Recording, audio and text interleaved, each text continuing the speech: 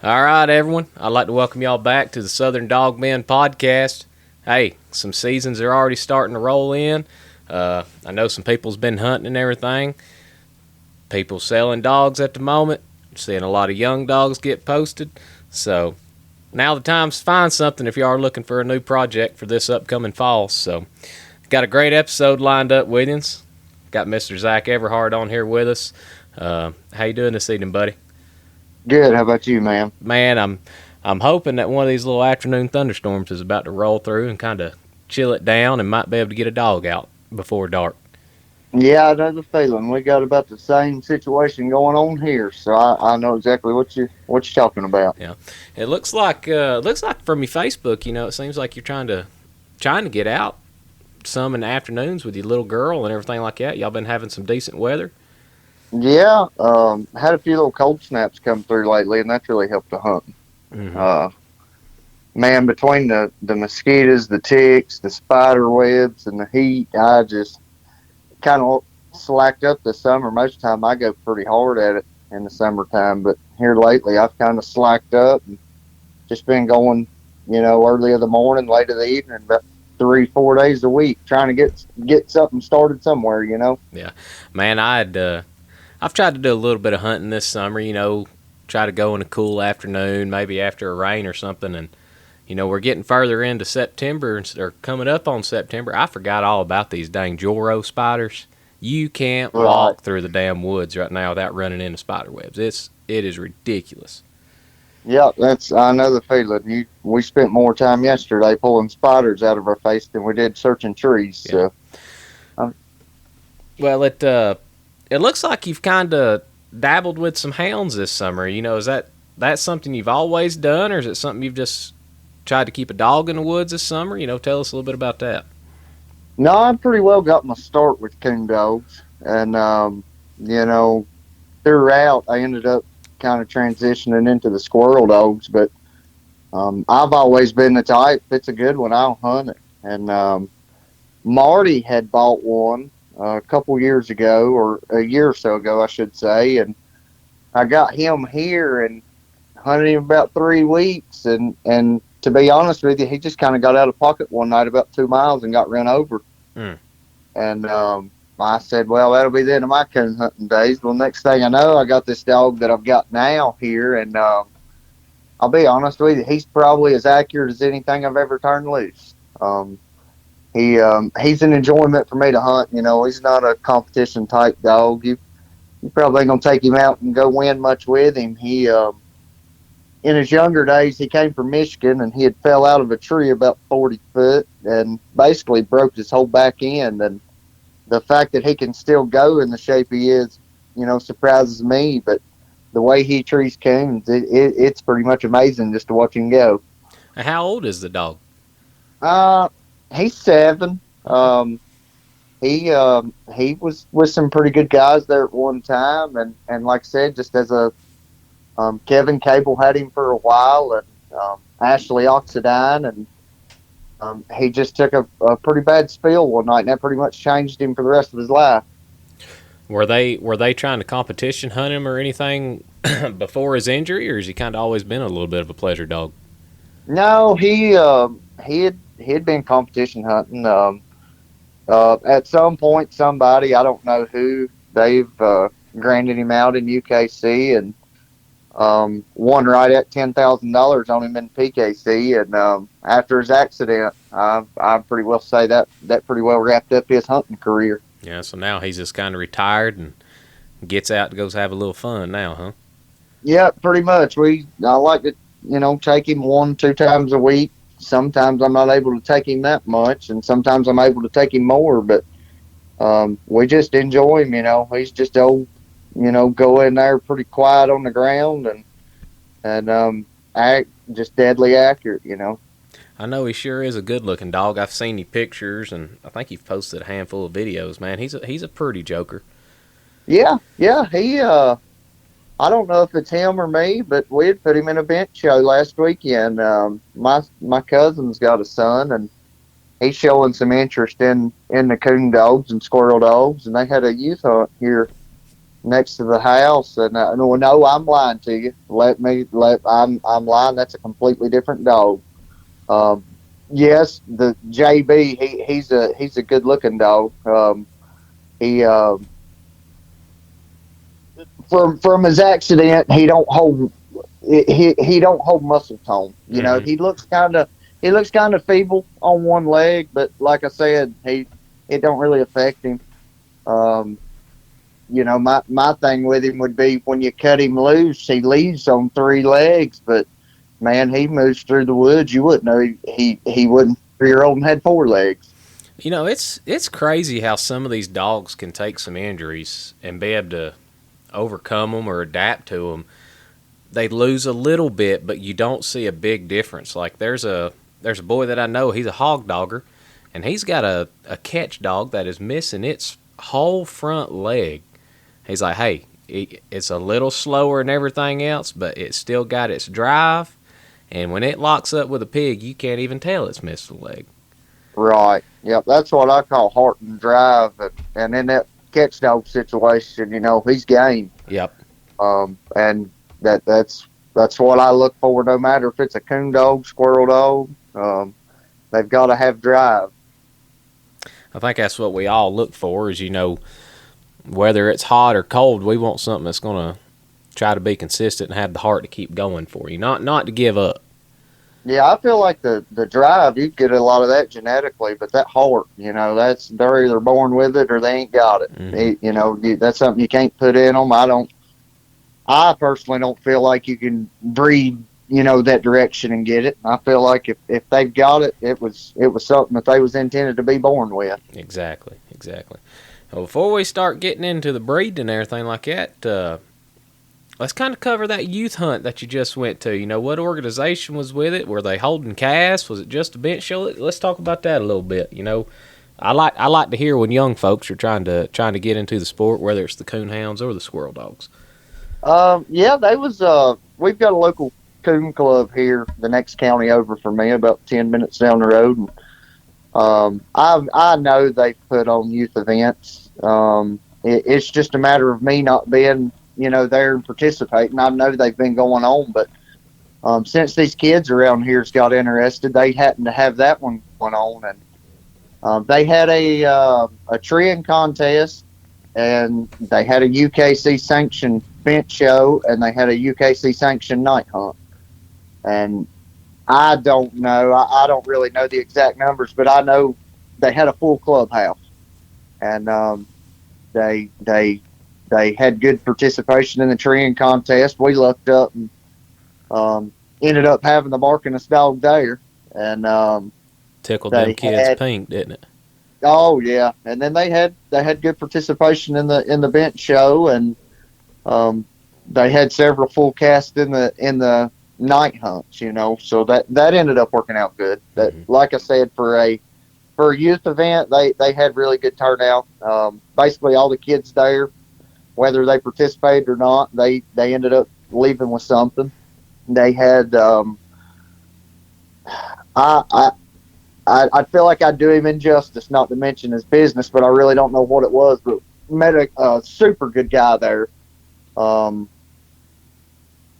just from his backstory, he sounded like he made some pretty bad decisions in life, and he gave his testimony there in front of the kids. And he told them all, said if you don't know God, he would be glad to introduce them to him, and just kind of had a little word about God there with the kids before everything got kicked off. And it, like I said, we had a great time, had a blast.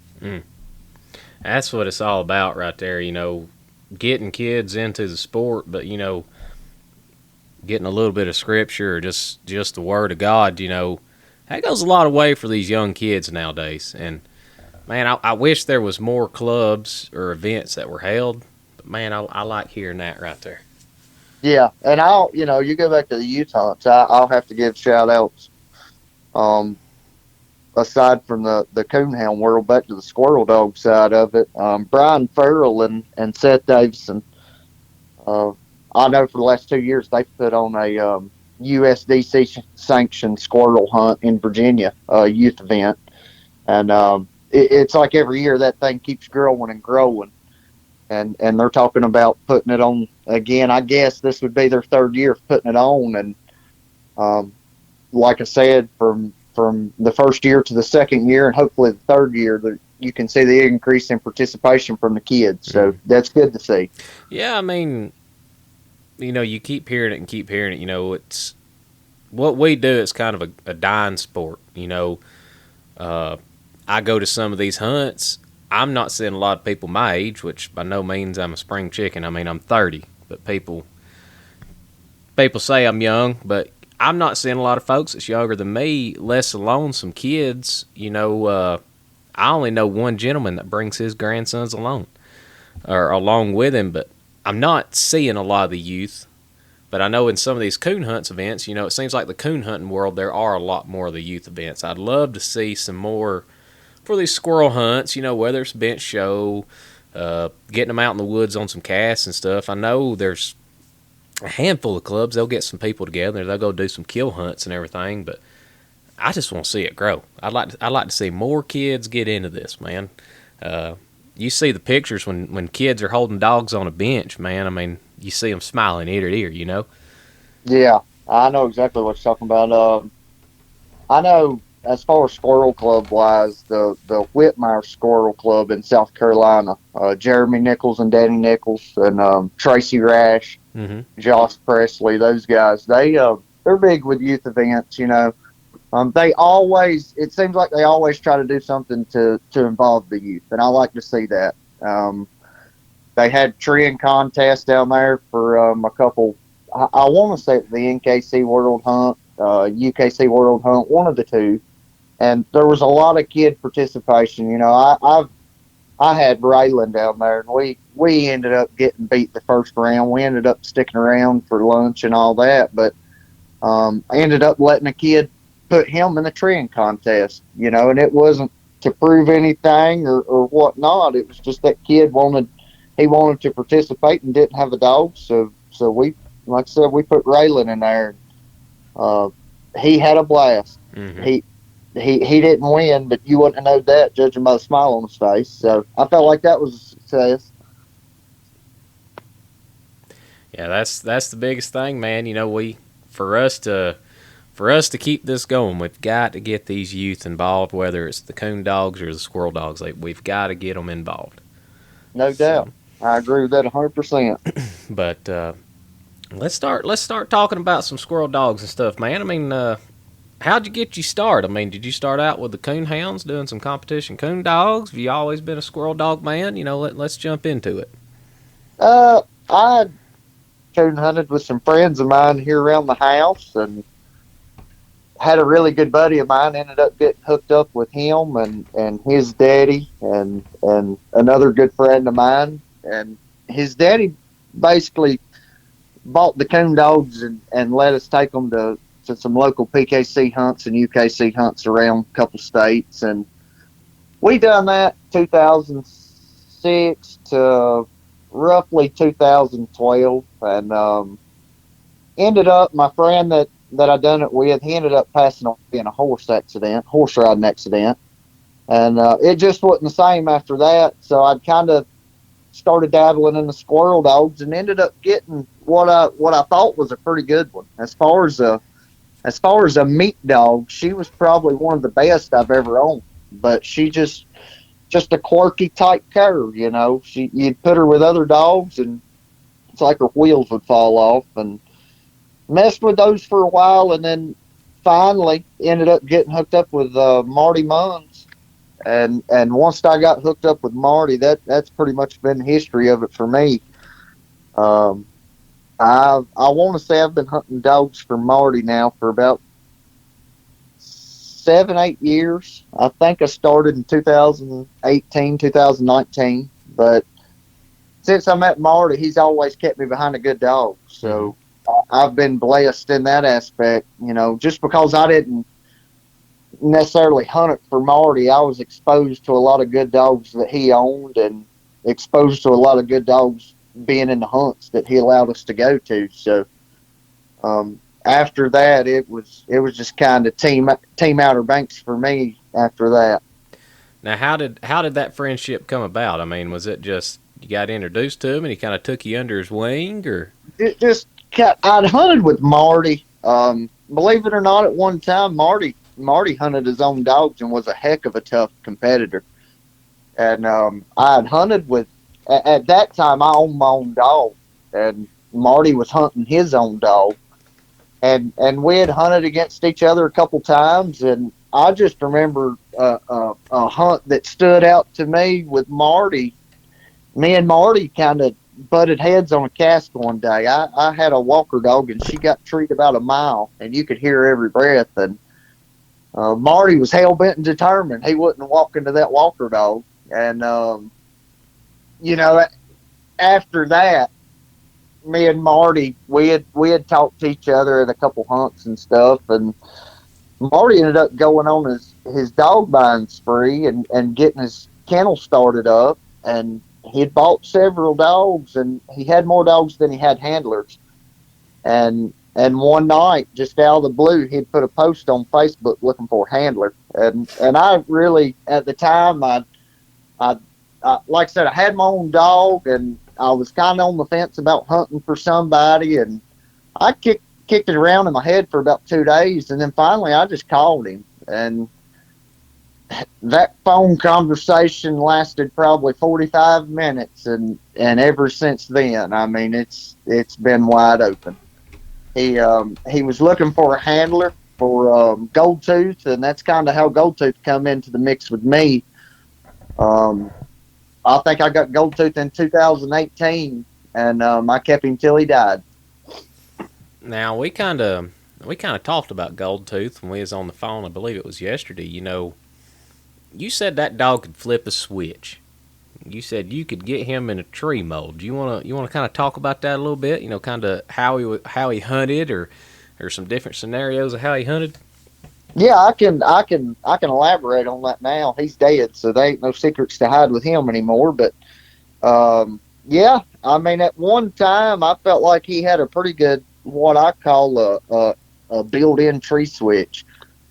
If you ever got in a situation where you was down by a circle tree or a couple circle trees, or just in a bad weather scenario, if you could get that dog, if he could ever make a tree, if you would handle him at the tree, you could score the tree, whatever. But whenever you handled him at that tree to recut him, if you would pick him up by his collar and basically drag him away from that tree with his two front feet off the ground, when you pitched him in there the second time on his recut, if you just pinch him in there like a bowling ball, I don't know. I don't know what that set off in his mind, but he would literally get treed every 100 yards. And I don't mean grab little saplings. I mean grab big legitimate trees that you would go in there and spend a minute or two searching, even if you knew it was a a made up tree that you made him make.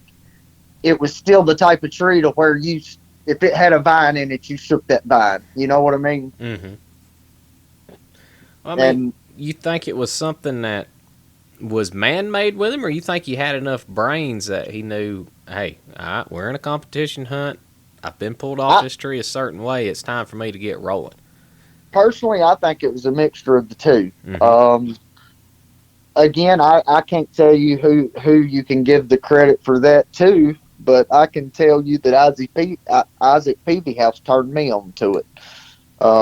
Isaac had really good success with Gold Tooth for 3 or 4 years prior to me getting him, and I can't remember the time or place, but I just remember a situation came up to where I needed an extra tree, and he didn't make it, and me and Isaac was talking about it, and Isaac said, "Hey, next time try this," and I think it was that day or the next day. I was like, Isaac, I'm going to try it now and see before I have to try it when I need it. And I tried it here at the house just by myself, and just as Isaac told me to do, I done it, and the results was just as Isaac told me they would be. There's a couple scenarios to where I've got him in that type mood, what I call a tree switch mood, and he's won, and then I've got him in that situation where he would lose. But yeah, I felt like in that situation, he would as long as he was making trees, he was giving me a chance. So it wasn't something I always wanted him in because he was first and foremost a squirrel dog. I mean, that was his memos, treeing squirrels.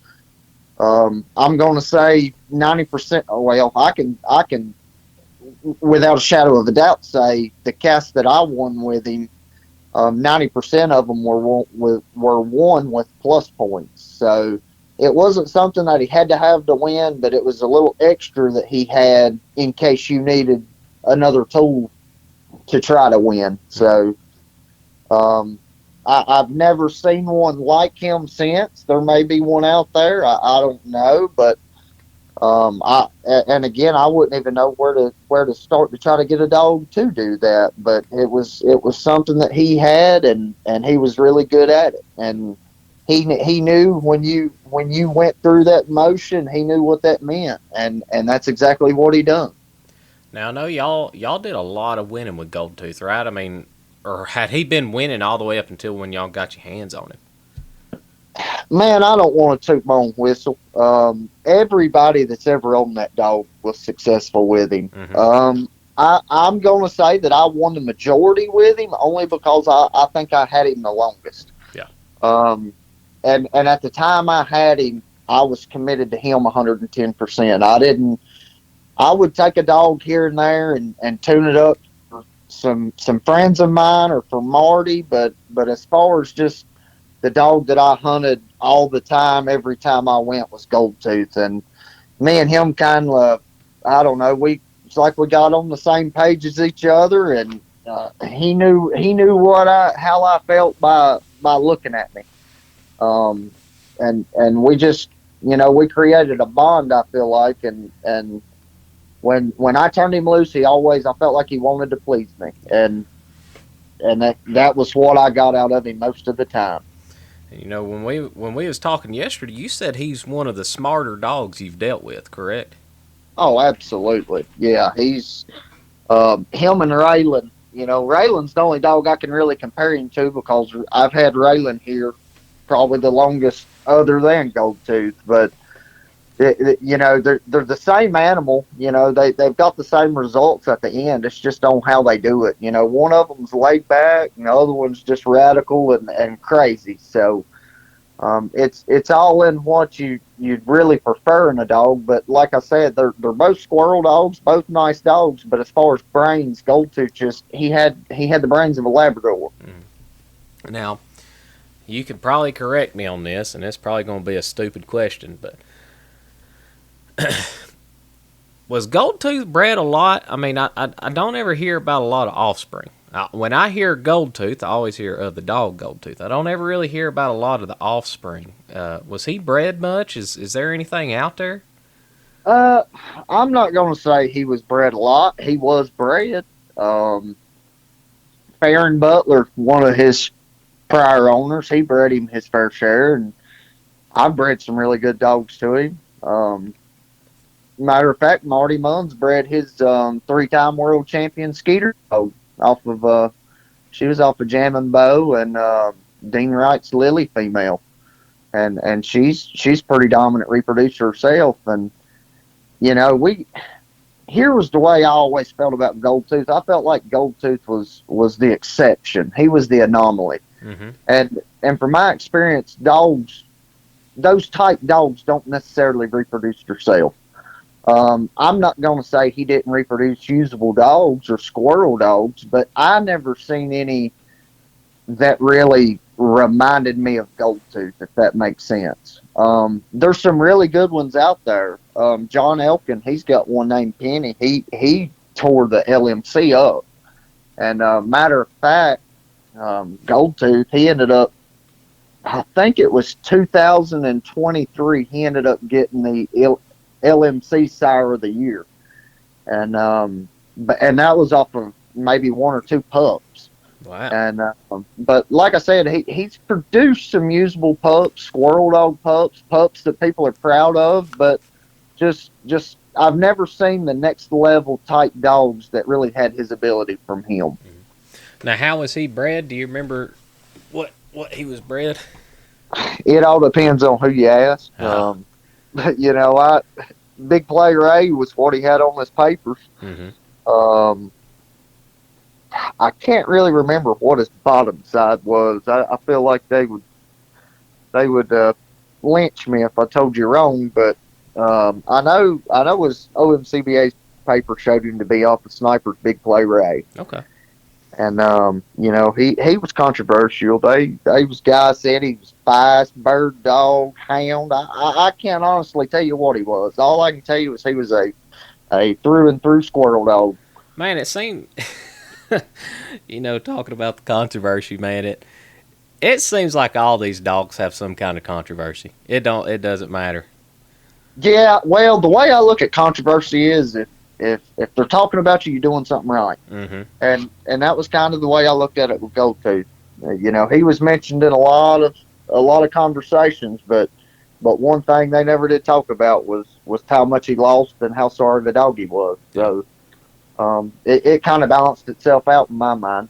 I think when a man or a woman gets a cur dog, and they can start going to these different events, whether it's NSD, USDC, OMCBA, UMCA, if they're able to win on all levels, or there's going to be some kind of controversy with it because, well, that cur dog ought not be able to go compete with some of these hounds, It seems like there's always some kind of controversy when somebody's got a dog like that. Oh yeah. Well, I mean it's I can think of countless hunts to where oh, that guy done this to win, or that dog this, or that dog that. But the way I look at it, whether it's my dog or your dog, he was the best dog that day. Mm-hmm. Now you can roll them same dice, 10 different times and might come up with 10 different results. But that day, he was the best dog, and that's all you can really ask for at this level. You go back to the USDC hunts and the NSD hunts and the OMCBA hunts. I feel like I can speak about those because I've participated in them and seen it firsthand. But as a rule, the quality of dogs is pretty well starting to get to a level playing field now. Mm-hmm. And when you get to that, it's not really about who's got the nicest dog or the flashiest dog. It's who's got the most consistent dog. It's what I see. I think it rolls into who's going to have the most consistent dog of that event, plus catching you breaks. Yeah, absolutely. Being able to find you squirrel, beat it out of the hole, get it to come out of the nest. I feel like a lot of people don't take that into the consideration, is getting that squirrel. That to me, that's the biggest downfall, I guess you could say, is the amount of luck that's just at play. You can outwork all these guys. You can have your dog in the best shape. You can be in the best shape. You can have the best dog, but Lady Luck has so much to at play in this game, because the fact that squirrel is going to sit in the top of that tree and not move long enough for 3, 4, 5, 6, 8 grown men or women come in there and score it. That doesn't just happen. That those squirrels, and I've noticed you get in some spots to where squirrels they're not really pressured as much and they tend to hold. But if you go to some of these bigger hunts to where they're putting you on public land, which I understand, you put on a hunt with 30, 40, 50 dogs, a lot of times you don't have any choice but to hunt public land. But it just seems to me like those places are pressured a lot more, and you get those squirrels treed, and they don't want to sit still for nothing. Especially these little gray squirrels, man. They love to get going. Yeah, and you add everybody, including myself. I like a big mouth tree dog. That's me. I want to be able to hear him. When I'm walking, I want to hear him. When I'm walking, when I'm around other dogs, I still want to try to hear that dog to some extent. But you get that type of dog setting up under that tree, that them wild squirrels, that just gives them that much more of an excuse to leave. So there's just so much at play with luck whenever you start talking about these squirrel hunts, aside from the good dogs. It seems like nowadays, instead of instead of there being one good dog in every cast, you're going against two other dang good dogs. That's it. Most of the time, in most of these bigger events, they're what I call stat cast every round. You know, the best dogs, the best handlers, they're just busted up in groups of three, and it's just a matter of which one you draw out on. You know, it throughout the years and throughout to me listening to these older podcasts and everything, the level of these competition dogs, it ain't how it used to be back in the early 2000s, where, like you were saying, all right, there may be one or two dominant dogs. Now I seem like, hey, any dog on any cast is going to be able to win, or they're not going to be getting hauled to town. That's right. So, Yeah, and the JPI, I'll have to mention that because I feel like that's top tier competition. You mm-hmm, know, mm-hmm, 81 dogs. Those guys spend $1,000 entries.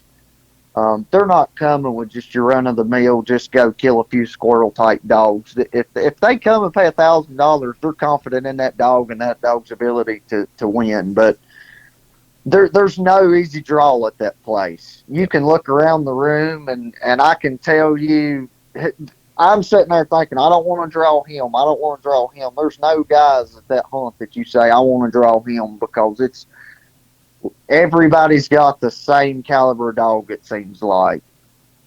mm-hmm. You know, speaking of the JPI, you know, it's I guess we could call it the most prestigious award in squirrel hunting at the moment, correct?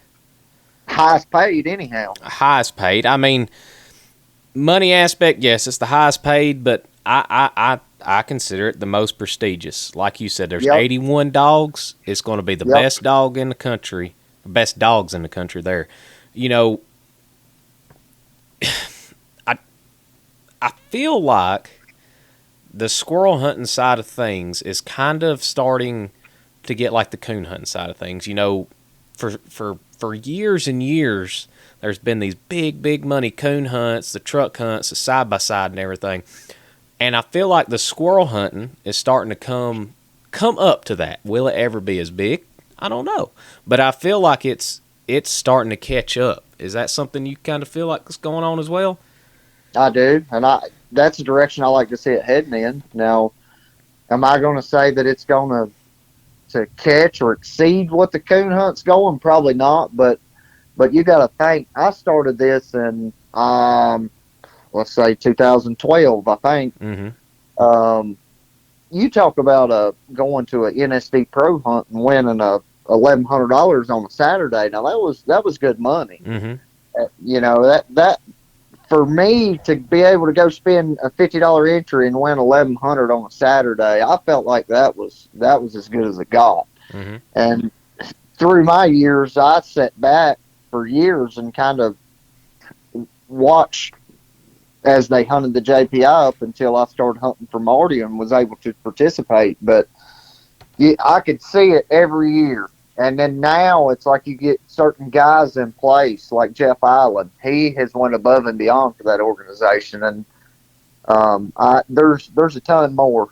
That's not a one man show, and Jeff will tell you that. But Jeff stepped up at a time to where it was kind of leveling out, and then Jeff stepped up with the ground floor series events, and it kind of took it to the level to where it's at now. And you know, I hear people from both sides, from, you know, they're outpricing the working man to can't afford the entries or whatever. But in 2025, you have the ability to go hunt a $30 NSD event on a Saturday and be back home before dark, or you can book you $1,000 entry to the JPI and go spend 3 days in Manchester and try to win that $100,000. Mm-hmm. And from those two, there's everything in between, from $100 pro hunts to $300 nine dogs. You know, there's kind of something there for everybody that wants to participate. Yeah, and you know, there are so many different organizations that we're able to run now. You know, me and you may make some people mad with this statement, But with how many different organizations there are, a man ought to be able to go hunt any Saturday he wants, whether it's a $25 entry to, like you said, a USDC $500 entry. There is a hunt for everybody. Don't matter Yep. who it is. But you got some of them people, they see the people going and hunting these USDC hunts, and it makes them mad. But, hey, you could be over here, NKC, OMCBA, UMCA. There's still something for you to go hunt.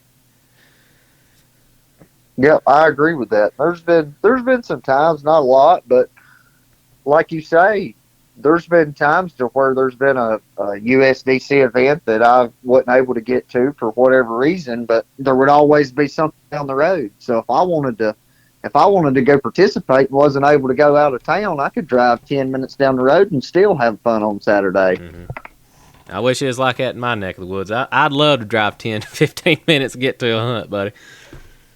Man, I'll be honest with you. At one time, which I think that's something else that's leveled off too. But at one time, there wasn't.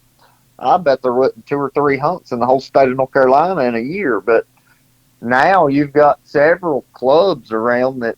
I think they hold the 5 NSD hunts that NSD allots. They pretty much book their schedules up with them, and I'm not going to say that they've got 20 dogs at every hunt, but they still draw in 6, 8, 10, 12 dogs pretty well consistently. So that in itself has come a long ways from what it used to be, especially around here. Yeah. See, I think there's only really one club down here in Georgia that's throwing anything, and they're throwing a WTDA hunt this year and OMCBA state hunt. We don't even have a single NSD hunt in Georgia. Now we've got some USDC events in South Georgia. I mean, it's like a 5.5 hour drive for me this year, but Right.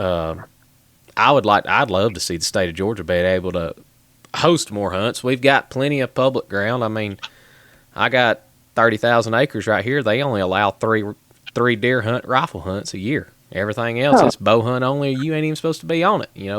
It's plenty of time for somebody to step up and throw some hunts. And I did some last year, but I got a dog I'm trying to campaign this year. I don't want to fool. I'd rather get out and travel, go see some different country and stuff this year. Right. Well, and I think like you was talking the USDC hunts y'all are having in South Georgia. That's just a matter of somebody stepping out and putting on the events and seeing how many people show up. I'm sure with attendance, if he can draw pretty good crowds to those hunts or at least fill them, I'm sure that's something that'll continue to happen and pick up even more. Mm-hmm. So if I'm not mistaken, those 2 USDC hunts, I think they're hosting one and it sold out in like minutes, and then they decided to host another one and it sold out within minutes.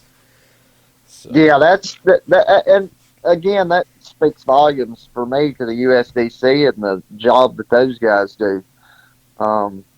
You don't see very many entries that don't go without being booked within a day of it being posted. Mm-hmm. And that just goes to show the interest in it. Whenever you can sell out a 27, 36 dog hunt in a matter of minutes, that screams volumes.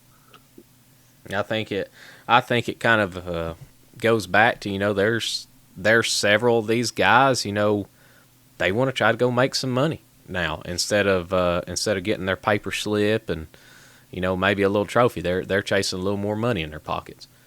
Yeah, and that's kind of where I was with it. It's not that I prefer one over the other, because at some point I've participated in most of the organizations, but it got to the point to where I seen the money that was being invested from Marty's side of it. Me and Marty always kind of had the agreement that we were looking, it's nothing that you'd really be profitable at, but if a dog can basically pay his way to town, that's pretty good. And that's what we always tried to do. And that's why we always chose those type of events to go to. We wanted to go to the ones to where we had the best chance to make the most money that we could. Mm-hmm. Yep. Well, we've covered that. Let's talk a little bit about Mr. Raylan. He seems like he's done a lot of winning. You're hearing a lot about him. I'm seeing some of his offspring. I've been in the woods with 2 of them. the mouths on these dogs. It's incredible. Let's talk a little bit about him. Yeah, he doesn't have a list of accomplishments quite like Goldtooth. 2022 USDC Junior World Champion, Junior Stakes Champion, however they want to call him. My son, he placed him third in the Virginia State Hunt this past year. That, for me, that was probably one of the biggest wins of his career, was giving my son his first cast win. But we had kind of a I wouldn't say a bad run last year. That luck would never fall our way, and I never did lose hope in the dog. That's why I still got him here. I know he's got a big win in him. I hope a few, but he's just a squirrel dog with a little extra, and he's got that big mouth and just a stylish type tree dog. That's kind of what really intrigued me about him, was his tree style and his mouth. And I knew that he had been bred young. The guy that had him, Isaiah Hensley and them guys, they bred him as a young dog. And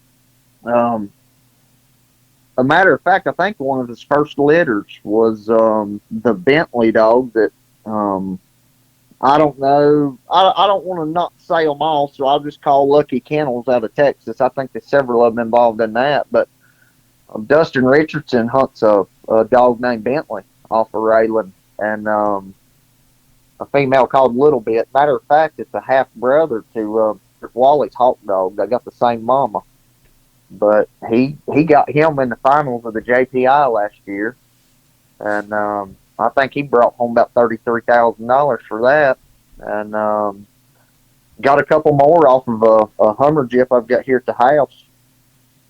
Alex Illinger in Virginia's got a female he's pretty high on, and Kevin Cowan and Matthew Quigley's got the Jagger dog that they had pretty good success with last year. And, he's been bred to quite a few females, and to some quality females, so that really helps out on the turnout of the pups. I believe that the female contributes as much, or maybe a little more, than the male dog, but he seems like he's reproducing, and that's what I'm excited about with him.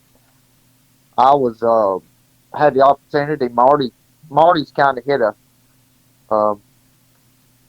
bad spell with his health here lately, and he's kind of had to step away from the squirrel dogs, not completely, but more than he's used to. And I had the opportunity to buy a Raylan, or get involved on half a Raylan. So instead of a handler now, I'm a half owner of him. So I'm hoping that I can basically start me a line of dogs off of Raylan and some of these females I've got to kind of keep me going for a few more years, even after Raylan. Mm-hmm. Now, did you keep any of the pups that you've of these two crosses that you've bred them to here recently? I know they were, I believe you bred them to the not Jade. God, you had a Facebook post. Two good-looking females. Have you kept any puppies off those? I bred him to recently. I bred him last year and this year to Jeremy Nichols. Got a female he calls Rose. Mm-hmm. She's off of Redbud, and Jeff Island's Jade female. And that litter right there has really turned out. The first cross, I believe that's one of them that you've hunted with, that Brent Waddell owns. Okay. That's off of the first cross that we've made with those two. And Jeremy bred her back this summer, and I've got a pup here in the yard, probably 5-6 months old, somewhere around that age. And man, he's just as natural and as good acting pup as I've ever had here. So, and I'm hoping that he's my next project. He's got a head full of sense, and he acts just like his daddy. So I'm hoping I can make something out of him. But that cross there, it's what I call 100%. Every pup in both of those litters ended up making some type of squirrel dog. I'm not going to say they're going to make winners, but the guys that's got them, they're tickled to death with them, and they treat squirrels with them. So As long as they're that's going to all the you right tell that hands, they're for. doing something. Yep, that's exactly right. So, well, we kind of talked about breeding some dogs the other day. It seems like right now on the competition side, there's a handful of dogs out there that when you go to cross them, you're guaranteed to get something out of that litter. Yep. Now, Uh, whether that's not saying you're guaranteed to get a winner, but you're guaranteed to get something that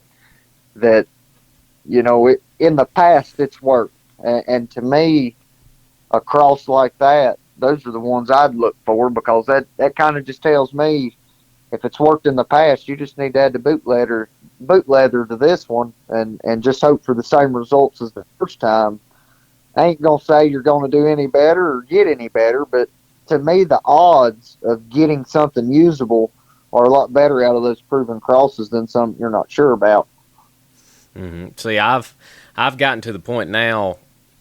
The heck with these people. Hey man, got a pup? You want to try it out? No. Like, I've got to the point now where, hey, I'm gonna do a little more research. I'm gonna go out there. I'm gonna look at these dogs that I know are throwing stuff, and like you kind of saying, well, here comes another litter. This first litter, every one of them made something. I'm gonna go with that one. I might have to pay a little more, but hey, I'm gonna spend my time and money in that because I'm looking at the success that people's already having.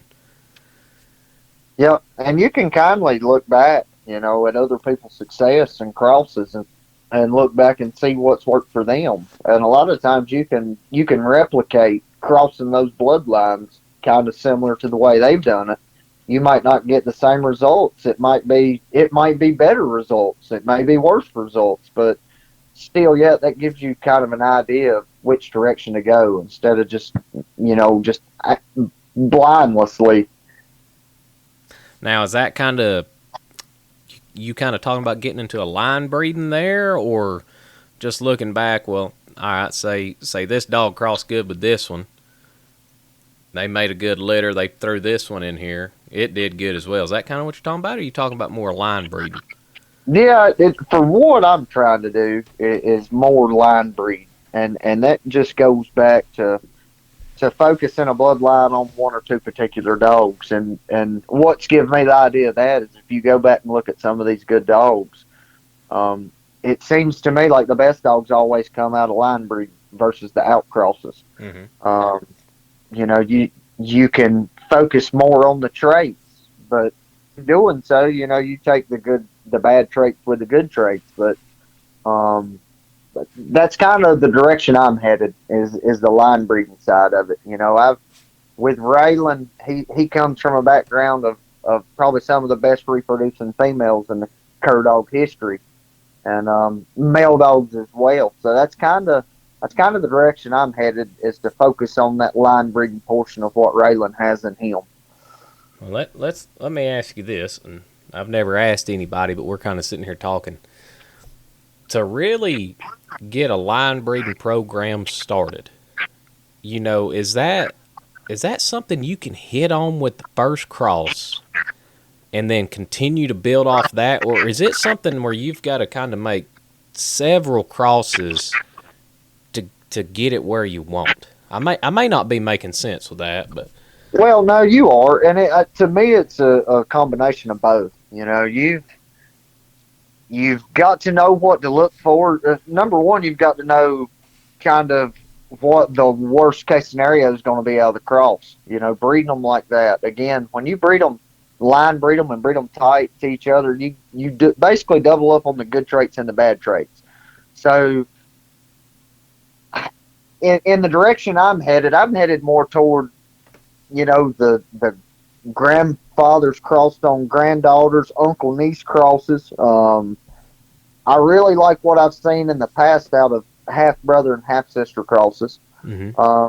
But I think in all of it comes back to placing them in the right hands with guys that understand what you're doing and looking for, and that's basically going to be your report card on how that turned out. Not unless you've got the ability to keep them all yourself, Which is tough to do. absolutely. So A lot of it has to do with the guys that's got them and give you an honest feedback. I've promoted stud dogs. I promote a stud dog right now, and I'm just as guilty as anybody. I love to hear the good conversations about how these pups are doing off of my dog, but a lot of people don't talk about the conversations that are had about the pups that never turned out, and that's the reality of it. They don't all make it, and I want to know what's made it and what hasn't, because I use that as a percentage. Mm-hmm. If I've got a 50-50 percentage of good pups and bad pups, I'm probably not going to make that cross again, because I'm basically at this point having to weed through 8 pups to find 4 good ones, and that doesn't make sense in my mind to do. So I'm kind of basing it off of the reports that I get off of past litters, and going by that. Now, in saying that, just because you make a good cross, you still got to have the right dogs to breed. And there's no way to really know that without breeding them. You can't look at a dog and say, well, it's going to produce good pups, because if that's the case, everybody would be breeding squirrel dogs. Are you a fan? This might upset some people. Are you a fan of brood gyps that just sit in the pen and have puppies? Would you? I'm not going to say I'm a fan of them. I've got them. I've bred them. And I've noticed some good ones. Mm-hmm. A lot of times a dog doesn't really have to perform in the woods if it reproduces for me to feed it. Yeah. And good females are kind of like that. I've got 3 out here right now. I'm going to tell you, I will describe to you as all 3 of them being brood gyps. But in saying that, me and you can carry 2 of the 3 and go kill tailgates of squirrels with them. Okay, so let's stop right there. Those 2 females, to me, I wouldn't consider them brood females, because, hey, me and you can go out, we can kill a bunch of squirrels, have fun with them. We can take the kids, easy, go kill a bunch of squirrels. Those are the kind of dogs I like. I wouldn't consider that a brood gyp. But yeah, and a lot of people wouldn't. Yeah. When I say brood gyp, I guess I use that term loosely. I consider it as one that it don't do nothing. It don't tree. It might just lay around the yard like an old hound dog on the porch. That's what I consider a brood gyp, one that's just getting bred. Right. Yeah. And I've got one of those here. Now, the story behind her is she will tree a little. She Mm-hmm. probably, I wouldn't even call her a squirrel dog, but when I got her, she was described to me as a brood gyp, and I've never hunted her. She's been bred 4 times and produced phenomenal puppies out of 4 litters out of 2 different male dogs. Mm-hmm. So, just the fact that she doesn't hunt herself, or maybe even capable of killing a limit of squirrels with her, that doesn't discredit the fact that she doesn't produce pups that can do that can do that, if that makes sense.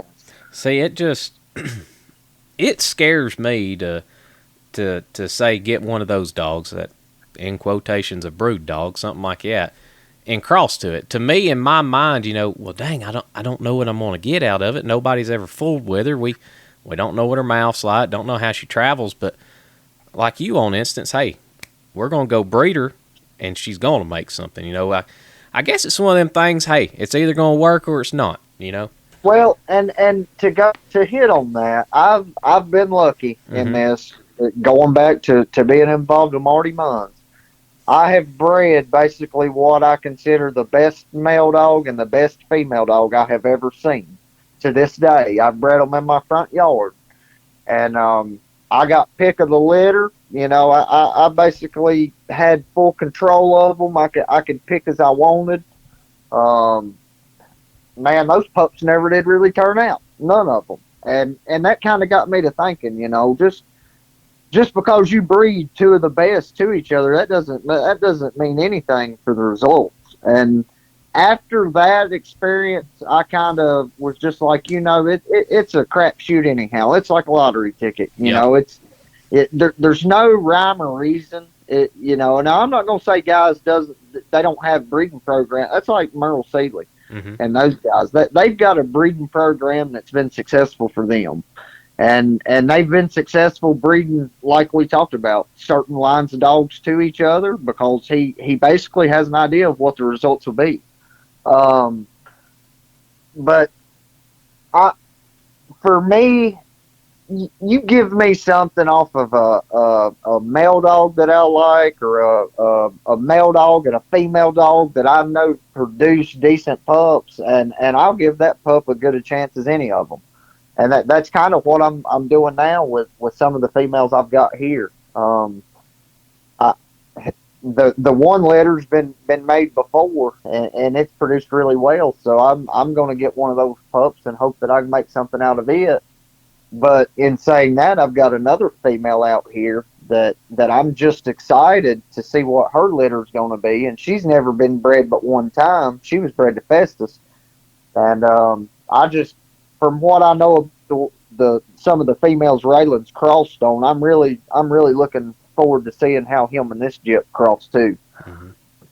Well, like I said, the two pups that I've messed with or been in the woods with, man, I've liked them. They're the right kind. Yeah, and that's kind of what I'm hearing as a whole. Everybody that gets them say that they're easy starting. It's like when they start, they don't really look back. And some of the guys I know that's got them are real dog men. They've had some of the best dogs that's ever been, and they're tickled to death with them. So when you get pups like that in those guys' hands, and they're giving the kind of reports that they're giving, that's got me excited on his reproduction side of things. Not only his what I hope to win with him, but what I hope he'll produce in the future. I understand that. Well, talking about winning with him, what kind of plans y'all got this year? Y'all going to focus on USDC? Y'all going to hit a little of everything? I mean, what y'all thinking for this season? No, this season for us, I've got entries booked for 5 or 6 of the ground floor hunts. I'm not really sure. I've got entries booked to all the hunts I wanted, thankfully. I'm going to hit the OMCBA World, UKC World, NKC World. They normally have them about 2 hours south of me in South Carolina. I normally try to hit them, but nothing real busy. We got the truck hunt this year, JPI, and like I said, those ground floor hunts. So we're pretty well just going to stick to the ground floor series in the USDC and most of the world hunts. Hit a couple world hunts. Try to put a title on them, buddy. I like that. Yeah. Yep. If I can't win a check, that world title's second best, so I'll take either one of them. Exactly. Now, I've heard that those 2 world hunts over in your neck of the woods, I've heard they're phenomenal hunts. Oh, absolutely. I think I talked about them earlier, but that Whitmire Club in South Carolina, to me, now, it's just my opinion, but that's as good a squirrel hunting as there is in the country. And those guys put on one heck of a hunt. Don't matter what organization it's for. They've always got guys to step up and guide. You might be on a private plantation, or you might be on game lands, but either one's going to have squirrels. And they go above and beyond as far as feeding people, the food that they serve and stuff. And they went a few years, and I don't know. I feel like their schedule just got too booked up, but they held NSD hunts and NKC and UKC hunts. But this year, I think Jeremy and Jeff and them have talked, and they're going to hold a ground floor series down there in Whitmire, so that should be pretty good. I'm excited about that. What's the hunting like over there? Is it flat? Is it rolling hills? Is it mountains? You can get in a little everything. I mean, you can get in a flat river bottom full of oak trees, or you can get on a little hilly hillside that's covered in pines. But it's a lot of times it doesn't really matter where you're at. They squirrels in there, so like I said, they've got a good squirrel population and a good crew and a good club. So that for me, that's probably one of the better clubs that I've been to. Heck yeah, buddy. Well, man, we've been rolling here about an hour. Is there anybody you want to shout out or thank or anything before we get off here? Man, spend this whole phone call thanking people that's got Yeah, me where I'm at. But I know you've been in this game for a while, and like I said, buddy, I've seen you name ever since I got into this, and yeah, first and foremost, I'd have to thank my Lord and Savior Jesus Christ. Without Him, none of this would be possible. Amen. You know, and second would be Marty Munns. He's given me an opportunity that's just mind-boggling to sit back and think about all the things he's allowed me to do. And I'm excited now to kind of transition from a handler to a partner with him. And you know, mine and Marty's deal with these dogs is I told Marty, you know, no matter what Marty's future holds, or if Marty's able to participate or whatever, I'll always make sure that Marty's got Outer Banks dogs. And I feel like that's the least I could do for everything he's done for me. Mm-hmm. But like I said, he's allowed me to do what I've done and get where I'm at. I'm gonna try to build off of that and keep it going for his sake. So we'll see what happens. Yes, sir. Well, buddy, like I said, I appreciate you coming on here. It's been building up. I've surely enjoyed it, man.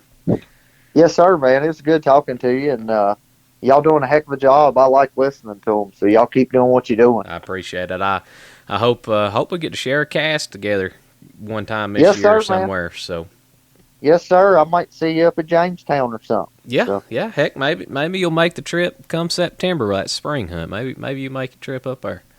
Yeah, you never know. You know, when that hunting season gets started and I get the urge, I'm liable to just jump in the car and go anywhere. So you might see me up there. Well, I hope I get to see you, buddy. I heard you're a tough pull when it comes to these casting. That's what I like. So. Well, hey, we'll probably butt heads for 90 minutes, but after it's over, I'll forget about it if you will. Yeah, exactly. Well, brother, I appreciate it. I hope to hear from you soon. And enjoy the rest of your evening, buddy. I'll let you know when we get this thing dropped. Yes, sir, man. You take care. All right, you too, brother. Bye.